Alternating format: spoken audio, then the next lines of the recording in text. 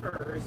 And Moshe rose early in the morning and went up into Mount Sinai, as Yahuwah had commanded him, and took in his hand the two sapphire stones. And Yahuwah descended in the cloud and stood with him there, and proclaimed the name of Yahuwah.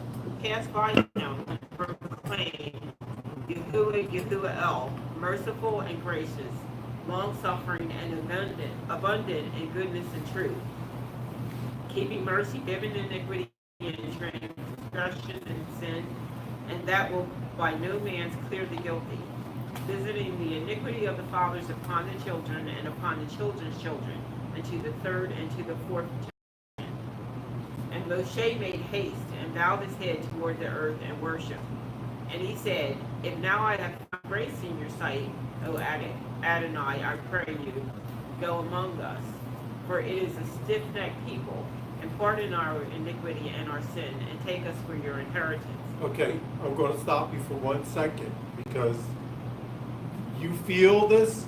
This is a segue of our last episode together. We talked about him coming down and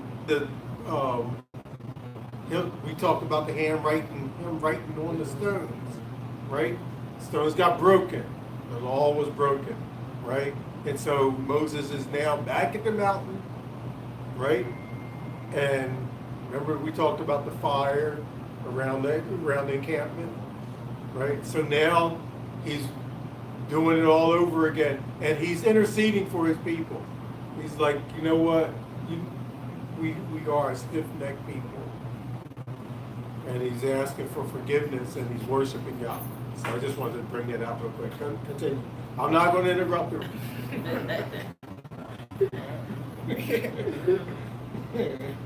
Why is everybody laughing? Go. And he said, Behold, I cut a covenant before all your people, I will do wonders, such as have not been in all the earth, nor in any nation. And all the people among which you are shall see the work of Yahuwah, for it is a terrible thing that I will do with you. Guard that which I command you this day. Behold, I drive out before you the Amorites, and the Canaanites, and the Chittai, and the Perizzite, and the Shivi, and the Yebusi. Take heed to yourself, lest you cut a covenant with the inhabitants of the land whither you go, lest it be for a snare in the midst of you. But ye shall destroy the altars, break their images, and cut down their Asherah poles. For you shall worship no other El, for Yahuwah Quana is my name. He is a jealous El. Lest you cut a covenant with the inhabitants of the land, and they go a-whoring after their Elohim, and do sacrifice unto their Elohim, and one call you, and you eat of his sacrifice, and take up their daughters unto your sons, and their daughters go a-whoring after their Elohim, and make your sons go a-whoring after their Elohim. You shall make no molten Elohai. The feast of matzah shall you guard. 7 days you shall eat matzah, as I commanded you in the time of the month of Aviv. For in the month of Aviv you came out of Mitzrayim.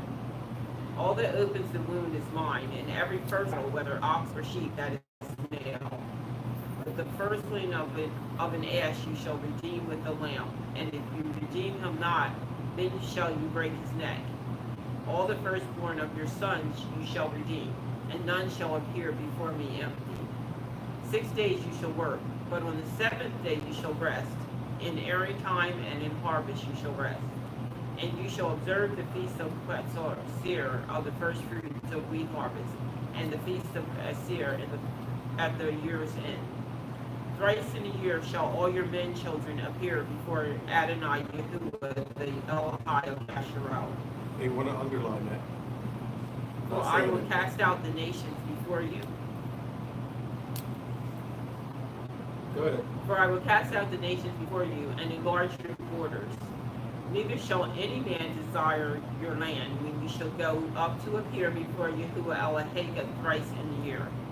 You shall not offer the blood of my sacrifice with leaven, neither shall the sacrifice of the feast of the Pesach be left until the morning.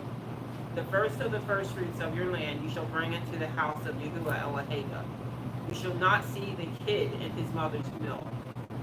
And Yahuwah said unto Moshe, Write these words, for after of these words, I have cut a covenant with you and with Yisra'el. And he was there with Yahuwah 40 days and 40 nights. He did neither eat bread nor drink water. And he wrote upon the sapphires the words of the covenant, the 10 Devarim. And it came to pass when Moshe came down from Mount Sinai with the 2 sapphires of testimony in Moshe's hand. When he came down from the mount, that Moshe knew not that the skin of his face shone, and when Aaron and the children of Yasharel saw Moshe, behold, the skin of his face shone, and they were afraid to come nigh him. And Moshe called unto them, and Aaron and all the rulers of the assembly returned unto him, and Moshe talked with them. And afterward the children of Yasharel came nigh, and he gave them in commandment all that Yahuwah had spoken with him in Mount Sinai. And until Moshe had done speaking with them, he put a veil on his face. But when Moshe went in before Yahuwah to speak with him, he took the veil off until he came out. And he came out and spoke to the children of Yasharel, which he was commanded. And the children of Yasharel saw the face of Moshe, that the skin of Moshe's face shone. And Moshe put the veil upon his face again until he went in to speak with him. Okay, so I just have one question. How come no one, all these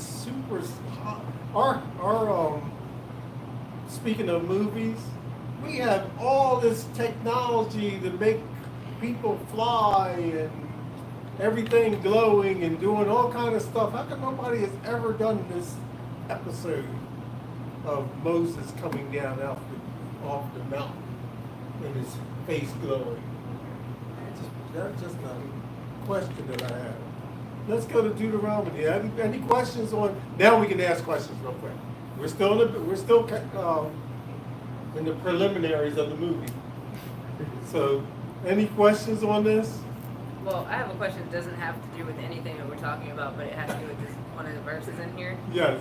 Is this why the Jewish people don't eat cheese with their meat when it says you shouldn't boil a goat or an ass with their mother's milk? They don't eat dairy and meat together. Right. Probably And so. they cook it separately. That's why they Cook cook it it separate. separate. Yeah. They have 2 separate cooking areas. Would No, one is to handle any meat, and the other one is to handle anything. any products like dairy And products? dairy products, yeah. So, well, Go ahead. to debunk the Jewish people in that their understanding, why did he have to explain that? Were they already doing? Well, you know what? That's something I gotta research. Never mind. I just want to make sure I'm in the right place. We'll come back to that when Lauren does some research on it. We'll bring it back. Yeah. So, the question that came to me today was, they broke the book, the law was broken. It was written on stone. Remember we had talked about that. It was written with the finger of Yah, right? Moses was told to rewrite it, right? All over again. So here's the law written in stone. Twice was it written in stone. Now whenever you hear something like someone says, you don't have to go such and such, it's not written in stone. Well, you know what that means, right? Right. Just when you hear it, it's like, It means well, permanent. It means yes. lasting. If they say it's not written in stone, you're like, okay, so it's not really. It's flexible. It's Yeah, flexible. it's flexible. You have liberty not to do it because it's not written in stone. But if you know that if it's written in stone, there's no flexibility. If it's written in stone twice, whenever Yah repeated himself, it was a double emphasis. Here he repeated himself by writing it in stone again. It's double emphasis in stone.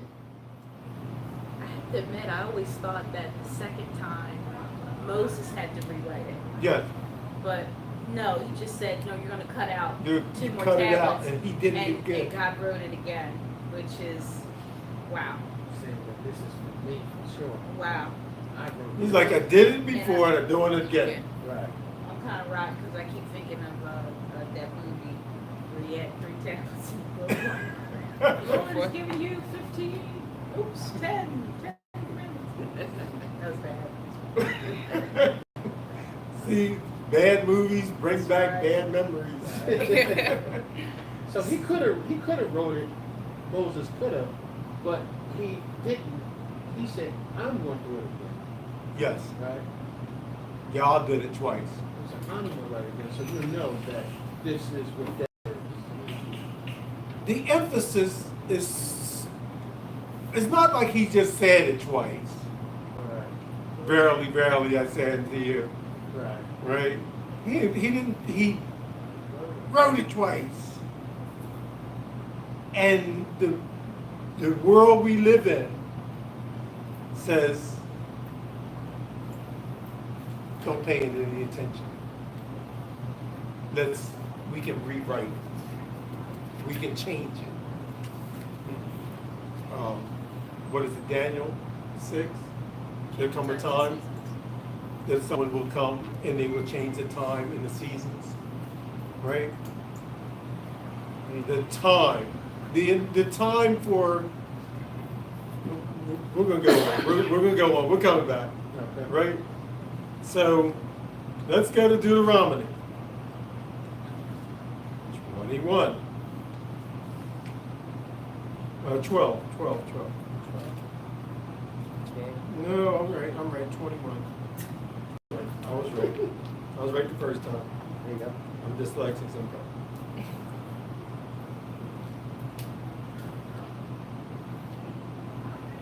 Ready?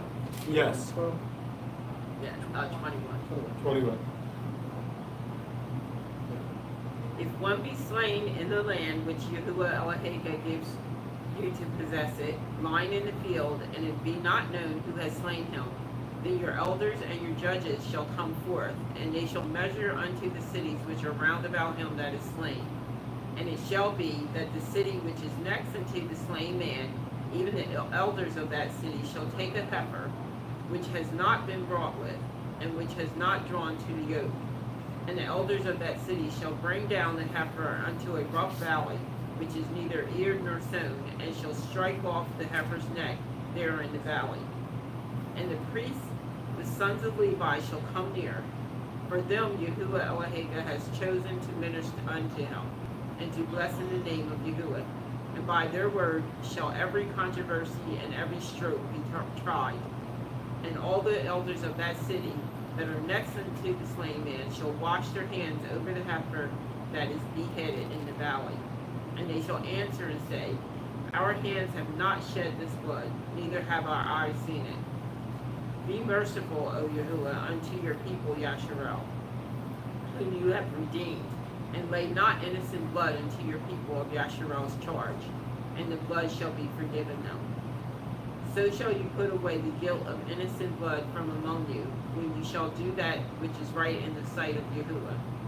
When you go forth to war against your enemies, and Yahuwah Eloheka has delivered them unto you into your hands, and you have taken them captive, and see among the captives a beautiful woman, and have a desire unto her, that you would have her to be your woman, then you shall bring her home to your house, and she shall shave her head, and pare her nails. And she shall put the raiment of her captivity off of her, and shall remain in your house, and bewail her father and her mother a full month. And after that you shall go in unto her, and be her man, and she shall be your woman. And it shall be, if you have no delight in her, then you shall let her go whither she will. But you shall not sell her at all for money. You shall not make merchandise of her, because you have humbled her. If a man have 2 women, one beloved and another hated, and they have borne him children, both the beloved and the hated, and if the firstborn son be hers that was hated, then it shall be, when he makes his sons to inherit that which he has, that he may not make the son of the beloved firstborn before the son of the hated, which is indeed the firstborn. But he shall acknowledge the son of the hated for the firstborn, by giving him a double portion of all that he has. For he is the beginning of his strength. The right of the firstborn is his. If a man have a stubborn and rebellious son, which will not obey the voice of his father or the voice of his mother, and that when they have chastened him will not hearken unto them, then shall his father and his mother lay hold on him, and bring him out unto the elders of his city, and unto the gate of his place. And they shall say unto the elders of his city, This our son is stubborn and rebellious. He will not obey our voice. He is a glutton and a drunkard. All the men of his city shall stone him with stones that he die. So shall you put evil away from among you, and all Yisra'el shall hear and fear. And if a man have committed a sin worthy of death, and he be put to death, and you hang him on a tree, his body shall not remain all night upon the tree, but you shall in any wise bury him that day. For he that is hanged is accursed of Elohim, that your land be not defiled, which Yahuwah Elohim gives you for an inheritance. Our rules, statutes, and commandments surpass anybody else. So when you listen to the rules, sometimes you're like, it's like a culture shock in your brain. It's like, what in the world is he talking about? Because we live, as many rules as we have, our rules are substandard to y'all's rules. That's why our people are running around like lunatics, crazy, doing whatever they want. If they carried on like that back in the day, they'd be like, look, my son's acting up. I've been trying to get him right. He won't listen to me. What do you mean he won't listen to you? You sit him down and talk to him. He don't listen, the elders would handle it. Literally would handle it. Guess what? They weren't walking around acting a fool with their pants hanging off their butt. Because as soon as they started acting up, the elders handled it. Even in taking another city, we had rules. We had rules on the women that we would bring into our house. So this is just to give you a background, just getting started, because we haven't gone into the book, to the story yet. Go ahead. Oh, I just noticed for the first time in verse 7 and 8, that's Pontius Pilate. Oh, read it. That's one. Yeah. Verses 6, 7, and 8. And the elders of that city that are next to the slain man shall wash their hands over the heifer that is beheaded in the valley, and they shall answer and say, Our hands have not shed this blood, neither have our eyes seen it. Pontius Pilate did that. Wash his hands. I have nothing He to said, do I'm with this washing my man. hands. I don't have anything to do with this. I'm washing my hands. This is on you. I never knew that. And then what happens when we get to the end of the verse, end of the chapter? Anyone who's hanged on a tree is accursed of God. It's a picture of Yeshua. Yes. Yeah. And Go ahead. to me, it's also another sign that we are the people. Right. Because they hung us in trees. We're hung on trees. What All other the people time. group has been hung on trees? Like, No, we're not hung on. See, this It is shows that we're cursed. this is so good because the lie or the twist is he was hung on a cross. And he wasn't, So they say hung on a cross to distract you from the tree. Wow. It was a stake. It was a stake Yeah. on a tree. It was a stake nailed on a tree. And there's discussion amongst the so-called biblical scholars that the fig tree that Yeshua had cursed a couple days beforehand was the tree that he probably was on. Wow. It's cursed. So it's not something ever to be glorified. We don't have a tree hanging on our right? I pointed that out. But that verse 23 right there just tells you that we are the people. It's right there. It's My all Bible- up in your face. My Bible literally says, I wrote little thing, slavery in America, proof text of the curse. It's like, that was my little note right there. It's a reminder for me. How many times? I mean, even today, this year, they still finding us hanging on trees. Yeah, absolutely. Still living out the curse It's crazy. Oh, Like, what provoked the white man to hang us on trees? on a Like, tree. Like, what came into his head and said, we should hang him from a tree? look, Imagine you said it like that. Yeah, in unison, they all like, yeah, good idea. yeah. Let's go get a tree. Let's find the biggest tree that we can find and hang them on it.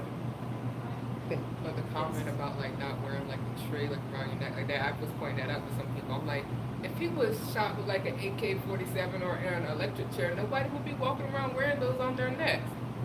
Exactly. I'm gonna say that's weird. Yeah. Like, Twisted. like it's about his death, and plus he wasn't the only one who died like that. There were two criminals right beside him, so there's really nothing significant about that symbol. Exactly. It's crazy. It's a distraction of the tree. When the book says it right here, this is why we have to come. When you are in the gathering and YAH and the Ruach is there, it's almost like it is like you don't need a pastor as someone standing up yelling at you. You need to be able to do just like what did he do? What did Yahushua? We say that we follow him. What did he do? He walked into the temple. He opened up the book. He read it and he sat down.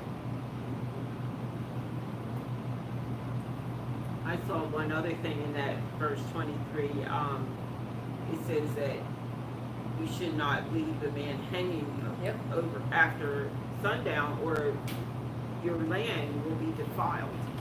And that was And they, What did they do? They Left left us us hanging. hanging. They left us hanging all For night. and said, you know what? Don't anybody touch them. Leave them up there. So this- Let the birds eat them. This land is Terrible. cursed. It's a cursed land. It's a cursed land. It's a all cursed right land. here. It's all in Yeah. there. Like, everything is laid out for us. So then, did you send that to me? Yes. Babylon will burn. It will burn. Yeah. So that's why when I hear of the disasters that come our way, I have no remorse. I'm like, okay, let's protect each other while y'all is doing his thing.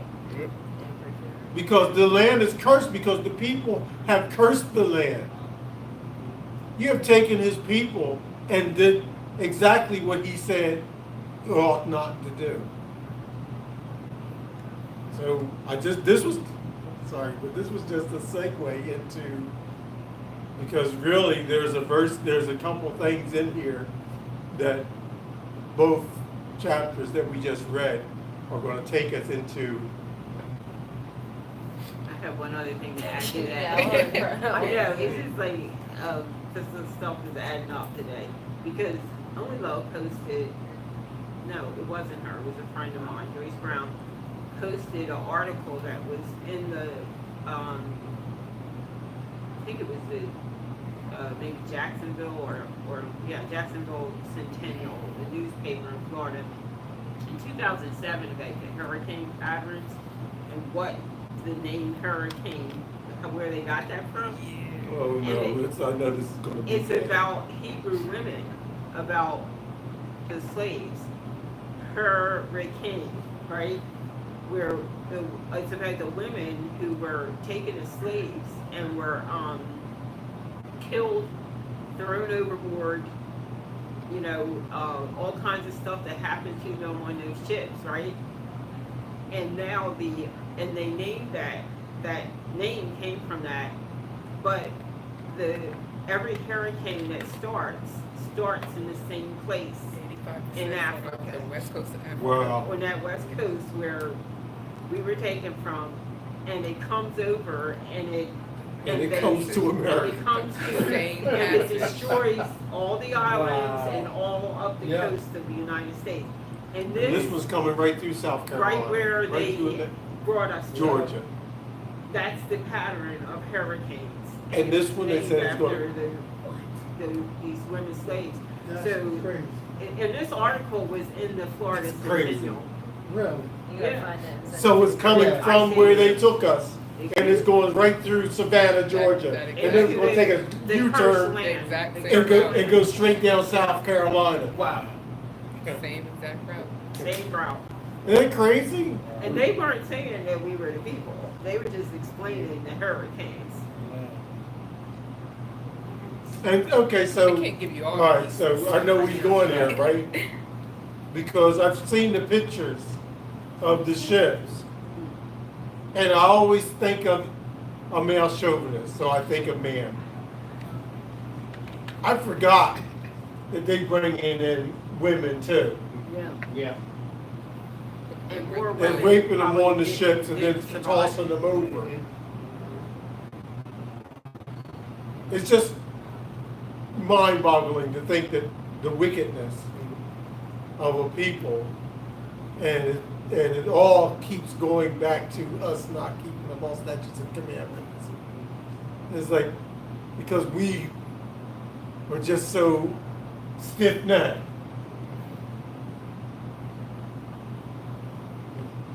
First Samuel. Wow. Stop playing with my emotions. You're gonna be crying again.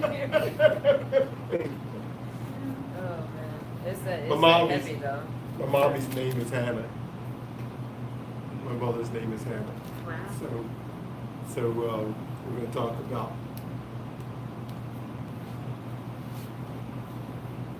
as we get into this scenario.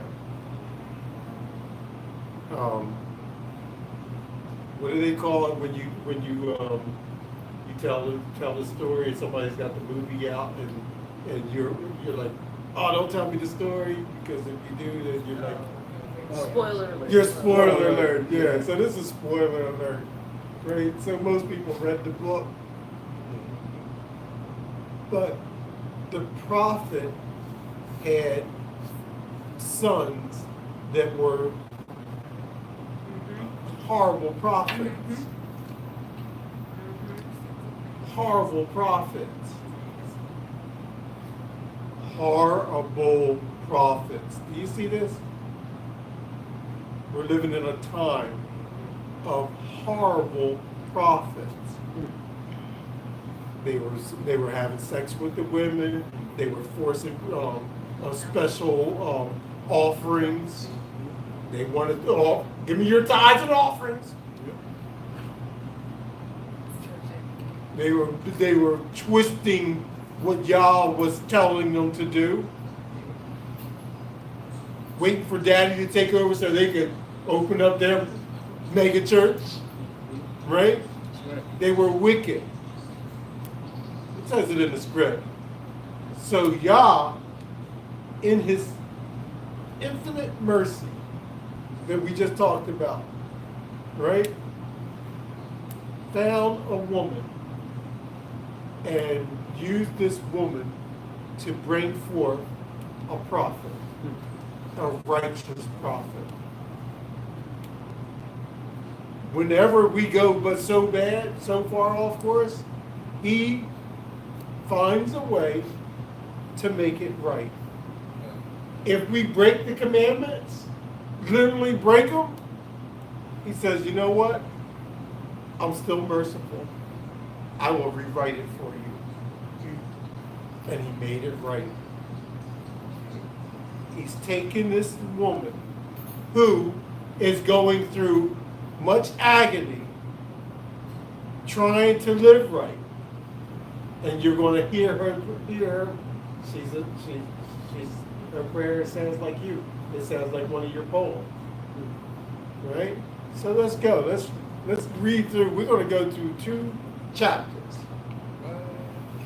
2 chapters. We don't have a lot of time, so we're gonna fly through, and I'm only gonna interrupt when I feel like it's a ruah. 1 Samuel, chapter 1.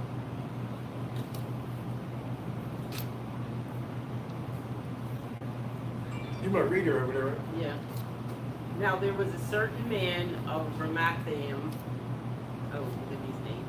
Sophiam of Mount Ephraim, and his name was Elkanah, the son of Jeroham, the son of Elihu, the son of Tuchu, the son of Tisah, in Ephrathah. And he had 2 women. The name of the one was Chana, and the name of the other Peninnah. And Peninnah had children, but Chana had no children. Go ahead, Or Bree. anything, but I'm just saying.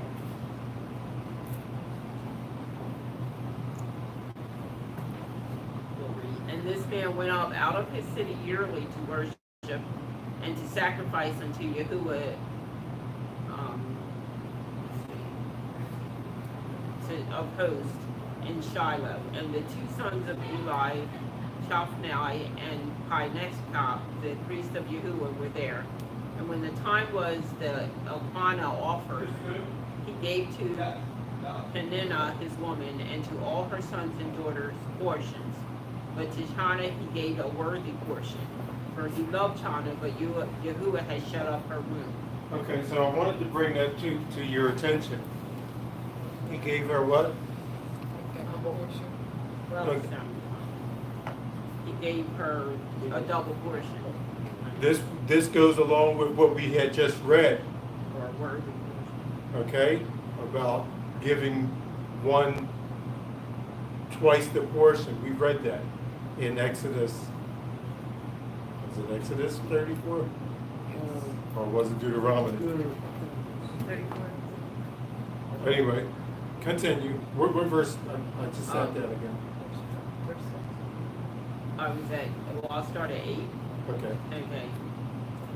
And then said, wait a minute. You're at I'm sorry. 5. 5.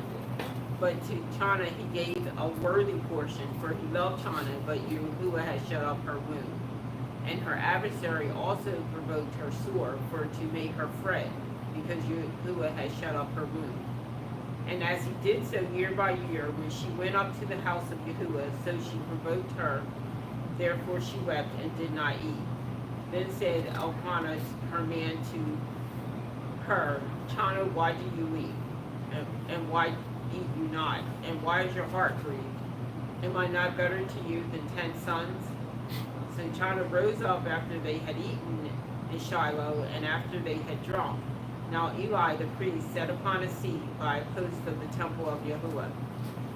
And she was in bitterness of soul, and prayed unto Yahuwah, and wept sore.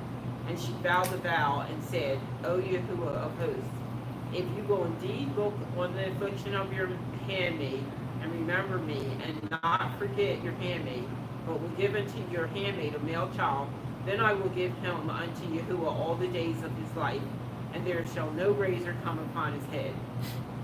And it came to pass, as she continued praying before Yahuwah, that Eli marked her mouth. Now Chana, she spoke in her heart, only her lips moved, but her voice was not heard. Therefore Eli thought she had been drunken. And Eli said unto her, How long will you be drunken? Put away your wine from you. And Chana answered and said, No, my lord, I am a woman of a sorrowful ruach. I have drunk neither wine nor strong drink, but have poured out my soul before Yahuwah. Count not your handmaid for a daughter of Belial, for out of the abundance of my complaint and grief have I spoken hitherto. Then Eli answered and said, Go in peace, and the Elohim of Yisra'el grant you your petition that you have asked of him. And she said, Let your handmaid find grace in your sight. So the woman went her way and did eat, and her countenance was no more sad. And they rose up in the early morning to worship before Yahuwah, and returned, and came to their house to Ramah. And Elkanah knew Chana his woman, and Yahuwah remembered her. Wherefore it came to pass, when the time was come, about after Chana had conceived, that she bore a son, and called his name Shemuel, saying, Because I have asked him of Yahuwah. Okay, before we go any further, because this is long, let's recap. What have we learned so far about, I have to call her Hannah, right? What have we learned about Hannah and her family? We learned that she was a second wife, that there were two wives, right? She might have been the first. Well, she could have been the first. So, polygamy, right? That was accepted, right? And some people still say it's accepted, right? It's Christianity that tries to shut us down and say that it's not, right? But then according to the book, it never said that it's not, right? So let's just put that in your spirit. Let's move on, right? So he loved her more than he loved his other wife, right? Real clear, it says that, right? But the other wife was jealous. The one that had the babies was jealous of the one that didn't have the baby. Was treating her like she was, because she could sense this. Yeah, he loved you more than he loved me. Hey, I'm giving them babies. You ain't giving them nothing. You just wait. If you're not producing, you need to be moving along. Every year. Now, this was very important. She was expecting to hear from YAH on certain days, not every day. When they came to the temple, when they kept the feast day, Sukkot, she expected something special to happen. So when we come to Sukkot, we should be coming with an expectation that YAH is going to move. So it's been rough on me. I haven't been able to keep a job, or I haven't been able to do this. Whatever that thing has been in your heart, right? I come back. I was here last year. I thought this was going to happen. It didn't happen. I thought this would come back the next year. This is what she kept doing. I kept waiting. Every year I've been coming here. This is the patience of the saints, right? YAH may not answer you when you think that he will, but you need to come on an appointed time with the expectation that this could be the time that he moves. So she had that expectation, even though she did not have the pregnancy. She waited on YAH. She cried, bitterly cried. She cried so hard that he thought she was drunk. Now, when is the last time we had an episode where people saw us worshiping and thought we were drunk? You said the day of Pentecost, right? I think people were drunk. And talking in tongues, carrying on. She didn't talk in tongues, but her lips were moving. Nothing was coming out. Right? See the parallel? You see the position that we need to take with our hearts? How we need to look towards YAH on a certain day. Days like the Day of Atonement. Days like the Feast of Tabernacle. Days like the Feast of Sukkot. There were only 3 days, and he said for the men to come. In particular, for the men, right? So it's imperative that if nobody else show up, 3 of us need to be there, right? He said for the men to come, but Hannah said, I'm coming. She could have stayed home. Well, maybe she couldn't. He may not have allowed her, but the families came together but it was always led by the men. Okay. So did I miss something? Anything? Did anybody see something that I missed? I did walk out the room for a minute. All right, pick it up, Rob. What verse? 19. 19. And they We're rose in up. 1 Samuel chapter 1, verse 19. And they rose up in the morning early and worshipped before Yahuwah and returned and came to their house in Ramah. And Elhanan knew Chana his wife. And Yahuwah remembered her. Sorry. Wherefore it came to pass when the time was come about after Chana had conceived that she bore a son, and called his name Samuel, saying, because I have asked him of Yahuwah. And the man Elhanan and all his house went up to offer unto Yahuwah the yearly sacrifice and his vow. But Chana went not up, for she said unto her man, I will not go up until the child be weaned, and then I will bring him, that he may appear before Yahuwah, and there abide forever. And Elhanan her man said unto her, do what seems you good, tarry until you have weaned him. Only Yahuwah established his word. So the woman abode and gave her son suck until she weaned him. And when she had weaned him, she took him up with her, with 3 bullocks and 1 ephah of flour and a bottle of wine, and brought him unto the house of Yahuwah in Shiloh, and the child was young. And they slew a bullock, and brought this child to Eli. And she said, O my Lord, as your soul lives, my Lord, I am the woman that stood by you here, praying unto Yahuwah. For this child I pray, and Yahuwah has given me my petition which I asked of him. Therefore also I have lent him to Yahuwah. As long as he lives, he shall be lent to Yahuwah. And he worshiped Yahuwah there. And we talked about, we kind of missed this one point. She had a particular desire, and she pinpointed it to Yah, exactly what she wanted. She said, I want a male. Yah gave her exactly what she asked for. And she said, if you give me this child, I will allow him to be a servant for you. And it sounds as if she's invoking the Nazarite vow on her son. So he will be a Nazarite. So he won't eat but certain things. He'll never have his hair cut. He'll be doing whatever is required to serve Yah. And I walked this. When I was around 10 years old. I told you guys yesterday that I was in foster care.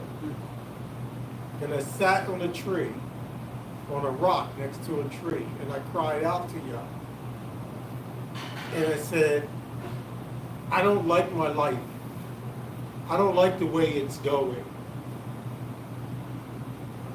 If you give me a chance and give me a wife and give me 3 kids, I will take care of them to the best of my ability. When I ran away from that same place, it was out days after I was relocated that I found my wife. I have 3 kids. And it's like I saw this. So when I see this, I'm like, that sounds just like what I did. Not even knowing the script. Because he will write his law in our hearts. Yes. You'll see things that you'll see something in the script and you'll be like, man, that's me. They go, oh, David did such and such. That's Kenny. You'll see it, right? And if you have, we're getting ready to close out, right? We're not going to do the second chapter, right? Because we try to close out at 8 o'clock. But you see how he blessed her with the son. And when we come back next week, we're going to see how wicked the prophet's sons were. And we're going to pick it, we're going to carry it, keep it going. So I had to give you a little highlight before we, some backup stuff, Right. you know, behind the scenes before we got into the movie. Okay. All right? Official trail. Yeah, we did an official trailer. Yeah, So, right. so any questions before we shut it down? Take your time, think about it. Well, I have one thing, Yes. because I think people will get, I personally, makes me uncomfortable. I don't promote polygamy, and I don't agree with it because even though Yah allowed it, he gave Adam one wife. And so I wanted to go back to that and touch on that to clarify and to say, are you promoting that? And is that something that you agree with so that you will know? Because I think I personally I struggled hearing the rest of what you had to say because I was like stuck on that. And as a woman, I think that clarity is good. Okay, so he says, I'll give you one wife, your wife, but he never condemned. I can't condemn what he doesn't condemn. And so throughout the book, there's been numerous of times where there was other people with other wives, with multiple wives. So I'm not going to say something is wrong that I don't see wrong in the script. Yeah, I know it's intended. There's some things that are intended for us, and we go off course with it. Like marriage was intended for. It says for you to have one wife and one husband, one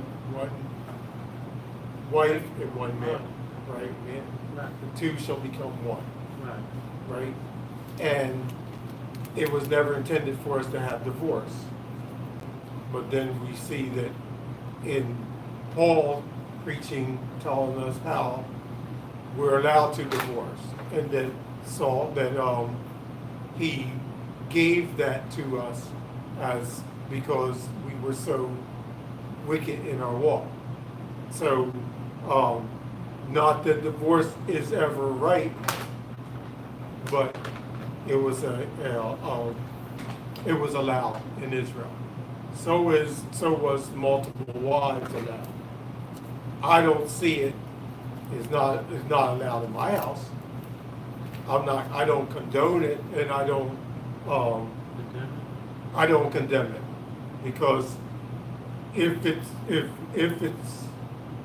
someone can find it in the script and say this is how it was done, and I can't argue with it because I don't have any rational reason to say that they're wrong. I don't. Besides, in America, it's illegal in America's laws.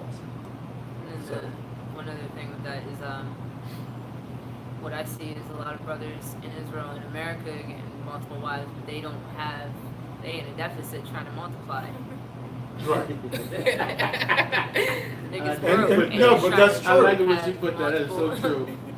Yeah. That's true. So, Yeah. and I'm glad you brought that up, because if ever you were to have multiple wives, you're the one that's supposed to be taking care of them, and not them taking care of you. And and what we see today is people jumping on 3 and 4 wives, and the wives are out working and doing all this stuff, and that's not in the script. So if you're going to keep the script, you got to be true to the script, right? I don't make enough money to take care of 2 wives. I barely make enough money to take care of 1 wife. Matter of fact, my wife helped me out a lot, right? So Right. it's, we're not in that situation, and I haven't seen any brothers really that are in that situation. He's placed us in America where most of us are struggling paycheck to paycheck. So you struggling paycheck to paycheck, how you got 3 wives? Well, Right? And so, yeah, it's, but I don't see it in the script where I can condemn it. I just put it out there the way I see it. And it's not comfortable, but that's the way it is. So, anybody have any? So when Moses Moses had multiple wives.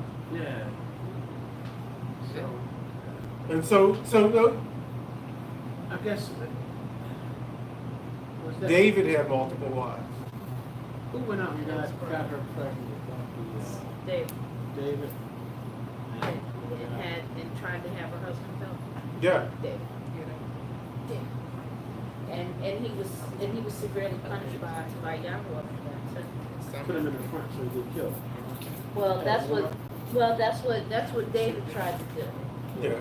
That'd be Samuel's That's David second did a chapter, setup. Samuel. David did a setup, but then, and he did die. And God punished David severely for it, and punished the household.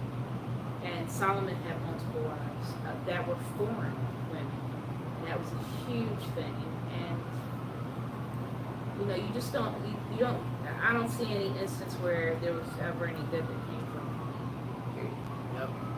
it. It may be permissible, but that doesn't mean it's, what did we say in 1 Corinthians, all things are permissible, but not all things are beneficial. Right. So Yeah. who So does it really serve? so it's hard to get there and talk about this and not talk about this. Because it starts right out with there were 2 wives. So I'm just bringing out the script the way it's here, right? So the script never condemned him for having the 2 wives. So I'm not going to condemn anything that I don't see that's not condemned in the script, even if it is uncomfortable or hard to understand.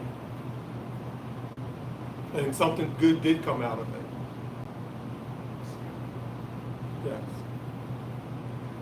So the prophet came out of a situation.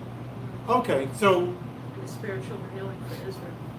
he restored what was wrong. And what was wrong wasn't the wrong that we pointing our finger to, the multiple wives. That wasn't an issue. I just wanted to clarify that was all. I didn't Yeah. want to point. I'm not pointing it out like it was the main I know issue. that. But the issue was these priests that were leading the people wrong. And he took this, and if you want to say that was dysfunctional, because it talked about the two wives arguing and bickering, Yeah. right? So if you want to say it was dysfunctional, then yeah, I can see that. Yeah. But who here does not come out of a dysfunctional family? We all, it may not be that kind of dysfunctional, but we all our families are kind of dysfunctional, right? And okay, so and the Hebrews, if you are, my name is Fisher. If I tell you that I came from South Carolina and my name is Fisher, and someone will say, "Oh, I know some Fishers in South Carolina. You know Frank Fisher?" I'm like, "There's a lot of Fishers, right?" Frank Fisher, he lived over. What town did you say you were from? And I tell them Charlottesville. They're like, "Oh yeah, Frank Fisher lives there." Frank Fisher may be his name, and he may be living in the same town that my family lived in, but that don't mean he had any relation to me. How I say that? Because Massa brought in all these people and named them Fisher. They're his property, so they all fishers. They're not related. They just that's the name of the master. And so master said, you're Fisher. I'm Fisher. We all fishers. So we can't even look at it. We can't say like, oh, all the fishers are all related. Because he could sell me and then Johnson could hire. I could be Johnson next week. So my wife is Fisher and I'm Johnson. Wow. And then I have a baby and they sell the baby and he's Smith. Yeah. That's a heck of a way to try to figure out how to do a family tree, right? Yeah. So we all dysfunctional trying to figure it out. Right? So I think maybe this is why he shows us a dysfunctional family, and he still takes a dysfunctional family and makes right out of it. Man got two wives, they bickering and fighting over everything and blah blah blah. And even in that mess, he said, I'm going to bring a righteous man. I'm going to move. So when YAH moves, he can take a mess and make it righteous.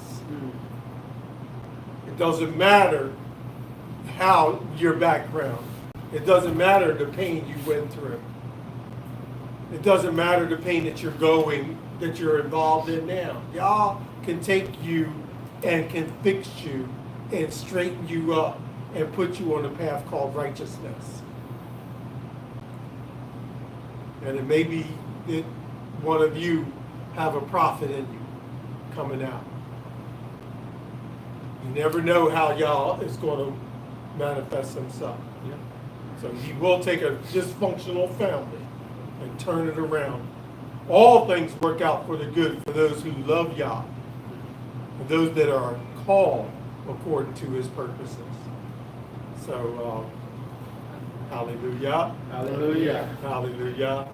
Hallelujah. Hallelujah. Hallelujah. Awesome.